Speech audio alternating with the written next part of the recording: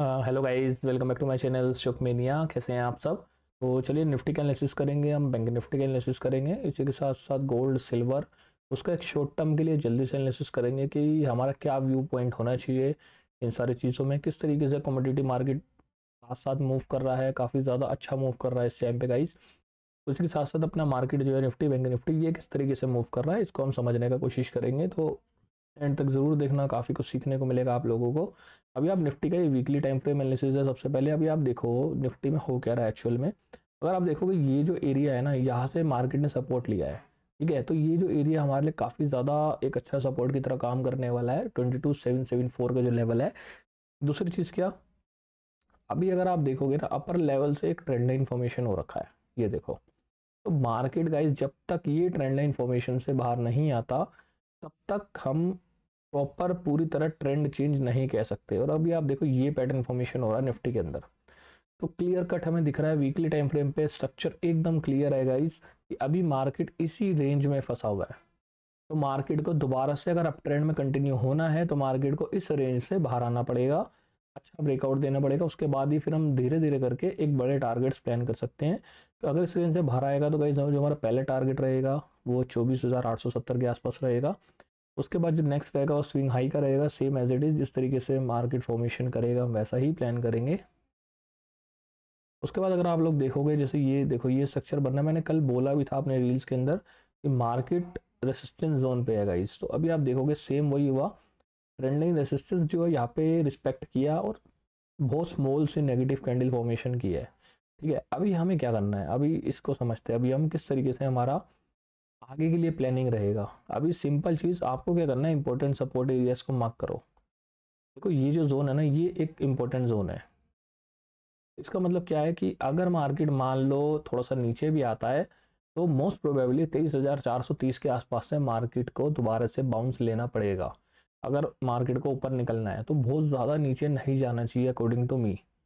दूसरी चीज़ क्या, देखो जिन लोगों ने ये जो रेंज का ब्रेकआउट आया था इस पर ट्रेड प्लान करी होगी ना, उन लोगों को जो स्टॉप लॉस होगा वो ये होगा 23,224 ये।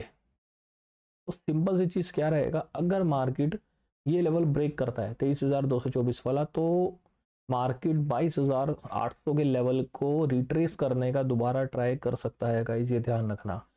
तो मेरे हिसाब से जो मुझे समझ में आ रहा है अभी वो 23,230 का जो लेवल है ये ब्रेक नहीं होना चाहिए डेली बेसिस पे भी। तो अभी दूसरी चीज़ क्या, मार्केट में देखो अभी ये स्पेस पेंडिंग है, या तो मार्केट एक दो दिन इसी एरिया में वेट करेगा, अदरवाइज क्या है मार्केट अगर ट्रेंड लाइन ब्रेकआउट देके ऊपर क्लोजिंग दे देता है तो फिर हमें एक अच्छा खासा अप मूव देखने को मिल सकता है मार्केट के अंदर। तो एक घंटे के टाइम फ्रेम पे देखते हैं एक घंटे में क्या पैटर्न फॉर्मेशन हो रहा है। अभी आप देख सकते हो गाइस क्रिस्टल क्लियर एकदम, कितने मतलब सही तरीके से मार्केट बिहेव कर रहा है, आप इसको समझने का कोशिश करो। देखो ये एक रेंज बनाया था, ठीक है, रेंज के ऊपर ब्रेकआउट आया, पुल बैक भी आया, थोड़ा डीप पुल बैक आया, इस लेवल तक आ गया था देखो। उसके बाद क्या होता है यहाँ से ऊपर वापसी, बट कैप डाउन खुल के यहाँ पे ओपनिंग दे दिया। तो यहाँ से आया मार्केट में एक्चुअल में जो मूव आया है 23,230 से लेके 23,800 तक। अभी हमें क्या करना है, अभी हमें ये जो समझ में आ गया कि ये जो लेवल है 23,224 वाला ये अच्छा खासा गाइड सपोर्ट का काम करने वाला है हम लोगों के लिए। तो अभी हम क्या करेंगे, अगर मार्केट फ्लैट ओपन होकर नीचे आता है ना तो मोस्ट प्रोबेबली मार्केट ये जो जोन है 23,500 इस लेवल तक टच करने का ट्राई कर सकता है गाइस। तो ये जो पूरा एक जोन देख रहे हो ना, अभी मार्केट इसी रेंज में रहने वाला है। बट अगर मार्केट फ्लैट ओपन होकर ऊपर निकलने लगता है तो जैसे ही ये लेवल ब्रेक करेगा 23,800 का लेवल, तो फिर हम अपसाइड के लिए प्लान कर सकते हैं। और जो ये लो बना हुआ है, मान लो मार्केट या फ्लैट ओपन होकर नीचे निकलता है तो जो भी डे लो होगा ना, डे लो का स्टॉप लॉस रख के हम अपसाइड के लिए गाइज इसमें प्लान कर पाएंगे निफ्टी 50 के अंदर। तो ये लेवल हाई अगर ब्रेक होता है 23,800 का तो हम फिर अपसाइड प्लान करेंगे। अदरवाइज अगर मार्केट इसी जोन में रहता है तो फिर हमें वेट करना पड़ेगा। अभी रेंज में रहेगा मार्केट, जैसी मूवमेंट हमें देखने को मिलेगा फिर हम उस हिसाब से प्लान करेंगे निफ्टी के अंदर गाइज। तो आई होप निफ्टी का एनालिसिस समझ में आ गया होगा अच्छे से आप लोगों को। तो चलिए एक बार बैंक निफ्टी देख लेते हैं गाइज, बैंक निफ्टी में किस तरीके से प्लान कर सकते हैं। अभी देखो बैंक निफ्टी में भी क्लियर कट लेवल्स मार्क है गाइज।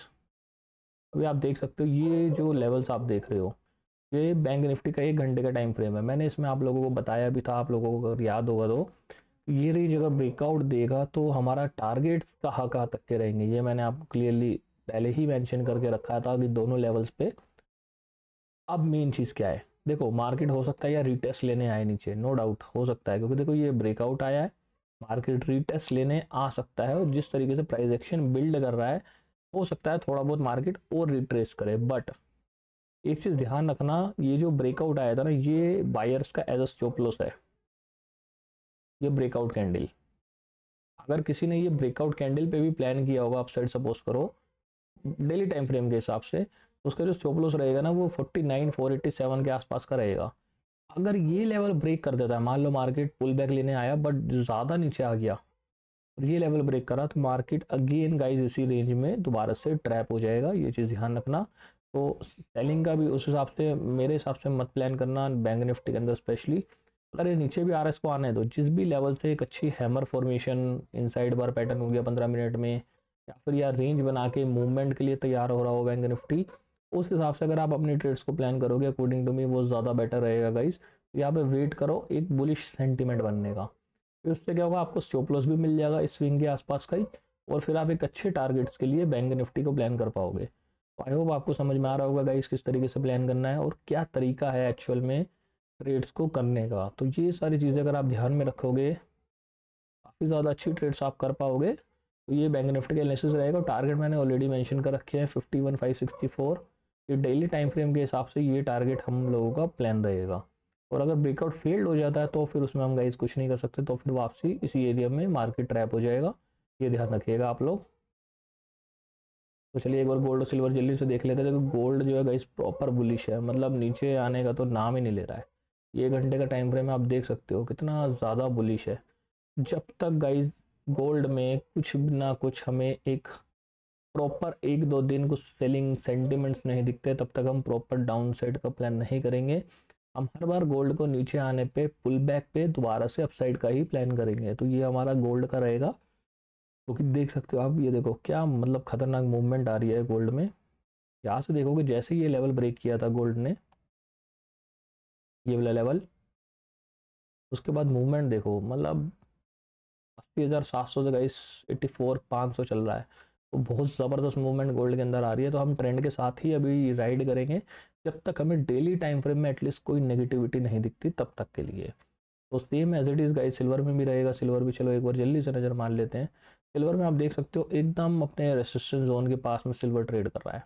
कहीं ना कहीं यहाँ से सेलिंग प्रेशर आना नेचुरल है। तो सिल्वर को इसी जोन में ना गाइज अपने आप को होल्ड करना चाहिए। अगर इसी जोन में सिल्वर अपने आप को होल्ड करेगा तो फिर आने वाले दिनों में हमें ये लेवल्स का ब्रेकआउट देखने को मिलेगा, और तब हमारे लिए 1 लाख के टारगेट सिल्वर के लिए ओपन हो जाएंगे। तो अभी वेट करना अभी, क्योंकि देखो इसी एरिया से पूरा शार्प सेलिंग आई थी, बहुत ज़बरदस्त सेलिंग आई थी। अभी इसलिए मैं कह रहा हूँ आपको, अभी वेट करो इसी जोन में, जैसे ही ब्रेकआउट आ जाएगा तब फिर हम एक बड़े टारगेट्स के लिए हम सिल्वर के अंदर प्लान करेंगे। एज ऑफ नाउ अभी वेट करना ज़्यादा बेटर रहेगा मेरे हिसाब से। सिल्वर को इसी जोन में थोड़ा सस्टेन कर लेने दो, उसके बाद फिर हम लोग प्लान करेंगे जो भी स्ट्रक्चर बनेगा मार्केट के अंदर। तो गाइज आई होप सारा एनालिसिस समझ में आ गया होगा आपको। अगर कुछ भी सीखने को मिलता है तो लाइक एंड सब्सक्राइब जरूर कीजिएगा। Thank you.